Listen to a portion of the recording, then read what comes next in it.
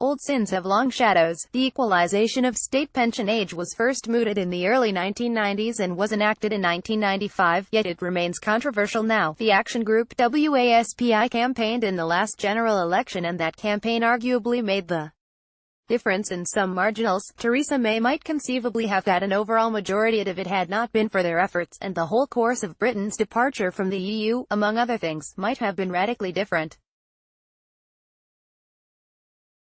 What are they campaigning about? The argument shifts from point to point. The current focus is on the absence of notice given to the women who were affected by this change. A parliamentary research paper published this week, State Pension Age Increases for Women Born in the 1950s, looked at the claims on this. A key section has the title, Did Women Affected Have Advance Warning? Its three subsections are headed, How much notice should people get? What did the government do? And How aware were women affected? Other sources of information are dealt with in just 3 words, including press coverage. This by itself shreds the value of the report to pieces. In practice, people get their information about pensions from many sources, public and private. They watch TV, they listen to radio, they read newspapers, they look online, they look at their company pensions materials, they plow their way through their personal pension documentation, they talk to IFAs, they talk to friends. Any examination of the advance warning that women got needs to look at all of those sources.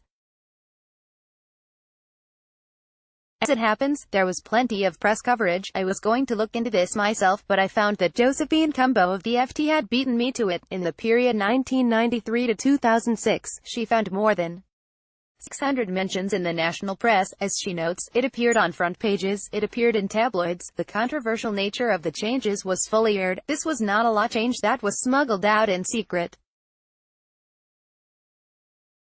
But let's give the WASPI women the benefit of the doubt and accept that they somehow missed this. So let's think carefully about what is really being said when it is complained that insufficient notice was given. The complaint is not, on the surface at least, that the change should not have been made. Not even a group that campaigns for the restoration of sex inequality under the name Women Against State Pension Inequality has the gall to argue that. The complaint is that if only I had been told, I would have done something different. Something is usually conveniently unspecified. In practice, however, it can amount to only one thing, that the individual would have saved more money earlier. Let's leave to one side the fact that means that the money that has not been saved has in practice already been spent on something that the individual would have wanted, so the individual, having consumed cake, is now wanting to have it again. This idea of earlier saving implies that the individual, if only she had been told, would have planned rigorously for her retirement.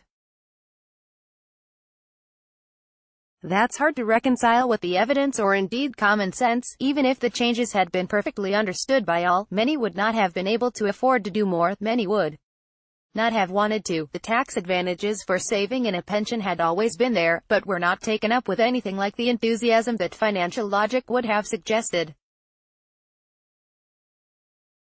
It is disappointing, to say the least, that the parliamentary research paper did not look at information about pensions provided in the private sector. In the early 1990s, occupational pension schemes were having their own torrid time equalizing retirement ages. When the state followed suit, they made sure that they built that into their scheme booklets. If the compilers of the parliamentary research paper had done any research in this area, they would have found that the point was routinely covered in the mid-1990s in scheme booklets. Here's a typical example, not one drafted by me, though I certainly put together a few at that time. As you can see, anyone who reads such statements would have been quite clear about the nature of the change that had been made.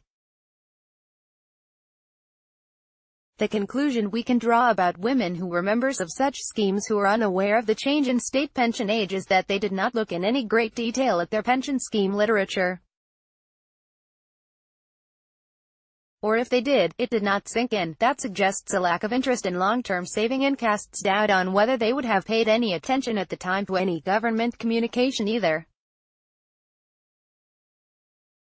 These, remember, were the women who are likely to be among the most interested in pensions, already having made private arrangements. The rest were going to be a lot less interested. As it happens, this fits well with other evidence we have. A 2005 DWP paper on women and pensions noted that only 22% of women had worked out what their retirement income would be, and only 47% of women said they had looked into saving or investing for retirement. Perhaps one leaflet from the government would have galvanized the indolent into action. Personally, I am seriously skeptical. So, contrary to the implied argument being made by WASPI and its supporters, the changes to women's pension ages were widely discussed in the 1990s and the early 2000s, and they were communicated to many by sources other than the government, and yet they still were not absorbed by many.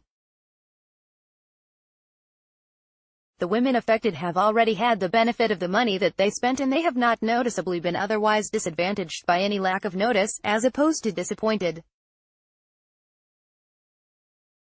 Their claim to any form of compensation is weak. The inverse relationship between the vehemence with which they press their case and the merits of it is striking. Upton Sinclair supposedly observed that, "It is difficult to get a man to understand something when his salary depends upon his not understanding it. It seems that it is just as difficult to get a woman to remember something when her pension depends on her not remembering it." What MPs of all parties have to wrestle with is that WASPI and their supporters, no matter how misconceived, have votes at their disposal. Making sure that they dispose of them in a favorable manner without wrecking long-standing pensions policy positions might be a tough balancing act. Alistair Meeks is a former chair of the Association of Pension Lawyers. Follow @AlistairMeeks tweet.